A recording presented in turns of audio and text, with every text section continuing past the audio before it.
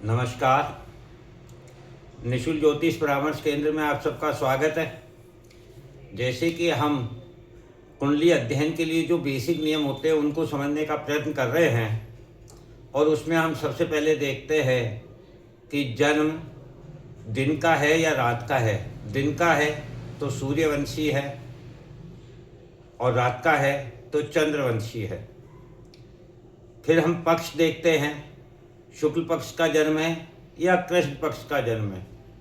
शुक्ल पक्ष का जन्म है तो सूर्यवंशी है, कृष्ण पक्ष का जन्म है तो चंद्रवंशी है। फिर हम वर्ण देखते हैं, जो वर्ण हमें प्राप्त हुआ है वह हमारे कर्म को दिखाता है कि हम क्या करने के लिए आए हैं। फिर हम गण को देखते हैं, गण हमें ये बताता है कि हम जो करने आए हैं उसको किस प्रकार से करेंगे, किस सोच के साथ करेंगे, किन विचारों के साथ करेंगे।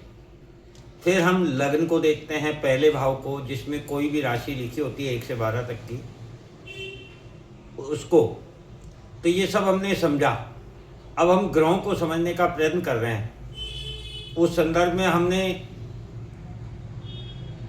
मंगल को समझा, 12 राशियों में अलग अलग प्रभाव किस प्रकार से देता है। सूर्य को समझा। आज हम गुरु को समझेंगे, क्योंकि ये तीनों ही ग्रह अग्नि तत्व के हैं और कालपुरुष की कुंडली में पहले 5वें और 9वें भाव को दिखाते हैं, जो कि धर्म त्रिकोण होता है। तो ये तीनों ही ग्रह धर्म के लिए उपयोगी है, और इसको आज हम गुरु को 1 से 12 तक की राशियों में किस प्रकार का प्रभाव देते हैं, इसको समझने का प्रयत्न करते हैं। सबसे पहले समझते हैं कि गुरु क्या है। गुरु ज्ञान है, धर्म है, संस्कार है, नीति नियम के निर्माता हैं, और ब्रह्मांड का ज्ञान देने वाले ग्रह ही गुरु हैं। गुरु मानव जीवन को प्रकृति से जोड़ने और जीवन में वृद्धि करने में सहयोगी हैं। गुरु आस्था और विश्वास का प्रतीक है। गुरु सम्माननीय है। गुरु जीवन के लक्ष्य को प्राप्त करने और जीवन चक्र से मुक्ति कैसे प्राप्त की जाए, इसके लिए सहायक ग्रह हैं। तो अब समझते हैं हम, मेष राशि में यदि गुरु हो तो कैसा प्रभाव देंगे। जिस किसी जातक की कुंडली में गुरु मेष राशि में है, तो वह जीवन की प्रारंभिक ऊर्जा में जो स्थित ज्ञान धर्म के साथ अपनी यात्रा शुरू करता है, जो स्वयं तो बहुत कुछ सीखना चाहता है, अपने ज्ञान को बढ़ाना भी चाहता है, किंतु लोगों को ज्ञान का बखान भी करता है, सबको ऐसा प्रतीत कराता है कि वह सब कुछ जानता है। और यही गुरु यदि वृष राशि में हो तो ऐसा जातक परिवार से धर्म ज्ञान की प्राप्ति करता है। स्वाद में, वाणी में, धन में, सभी भक्ति के द्वारा, सेवा के द्वारा, ज्ञान के द्वारा, धन के द्वारा, संस्कारों के द्वारा प्राप्त करता है। ऐसे व्यक्ति के संस्कार उच्च संस्कार होते हैं,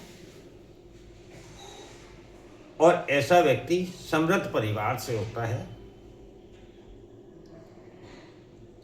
मिथुन राशि में यदि गुरु हैं तो ऐसा व्यक्ति ब्रह्मांड का ज्ञानी होता है। वाणी संवाद में अपनी शिक्षा ज्ञान का पुट रखता है। वह जब भी बोलता है तो उसमें एक ज्ञान का अनुभव होता है, ज्ञान का पुट होता है। दुनिया इनके ज्ञान, इनके वाणी संवाद से प्रभावित भी होती है, और ये जो कहते हैं वह सिद्ध भी हो जाता है। इनका लेखन भी सिद्ध हो जाता है, और इनका लेखन भी सुंदर होता है। इनके हाथ में यश कीर्ति होती है। ये जिस पर भी अपना हाथ रख दे वह समस्या से मुक्त हो जाता है। कर्क राशि में यदि गुरु है तो कर्क राशि में तो गुरु उच्च के होते हैं, क्योंकि कर्क राशि मन को दिखाती है और मन जो है वह सुख सुविधा के अधीन है। गुरु वही है जिसका अपने मन की इच्छाओं पर नियंत्रण हो, अर्थात जो हर हाल में सुखी हो। अतः जिसके कर्क राशि में गुरु है उसे अपनी इच्छाओं पर नियंत्रण करके प्रत्येक परिस्थिति में सुख महसूस करना चाहिए। तो फिर यहाँ गुरु उसको अच्छा फल प्रदान करते हैं, सभी सुख सुविधाओं से परिपूर्ण करते हैं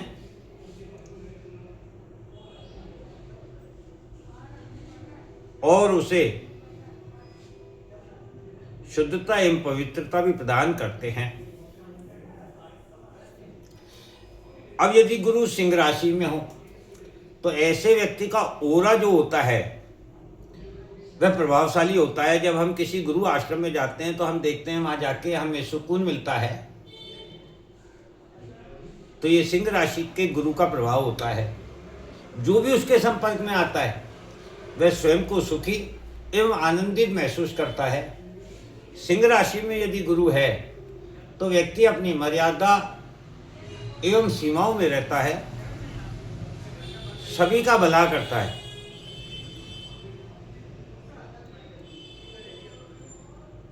गुरु यदि कन्या राशि में है तो ऐसा व्यक्ति सदा दूसरों के भले के लिए सोचता है, दूसरों के दुख से दुखी होता है, परिस्थितियों को बदलकर श्रेष्ठ हालात बनाने में सक्षम होता है।